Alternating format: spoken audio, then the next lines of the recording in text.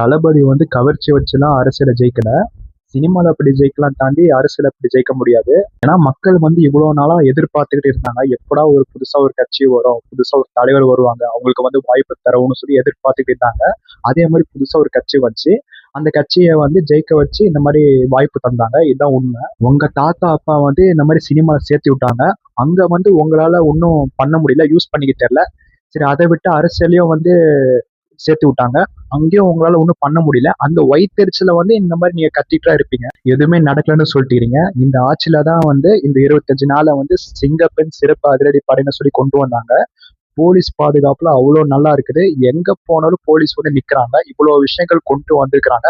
ஆனா வந்து நீங்க தூங்கிட்டு இருக்கிறீங்க. முக்கியமான சட்டசபையிலே நீங்க தூங்கிட்டு இருக்கிற ஆளு இதெல்லாம் கண்டுக்கவா போறீங்க? இதுல வந்து சொல்றீங்க எங்க பெட்ல வந்து பயம் இருக்காதுன்னு. நான் ஒத்துக்கிறேன், உண்மைதான்.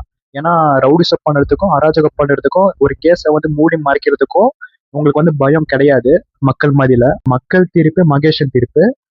மக்கள் வந்து ஏன் வந்து உங்களை தோற்கடிச்சிடாங்கன்னு சொல்லி அதை நீங்க யோசிச்சு உங்க கட்சியை நீங்க வந்து அடுத்த கட்டம் கொண்டு போகணும். அதை விட்டு வயிற்றுச்சல் பண்ணி இந்த மாதிரி குலைச்சிட்டு இருந்தா அது வேஸ்ட் தான்.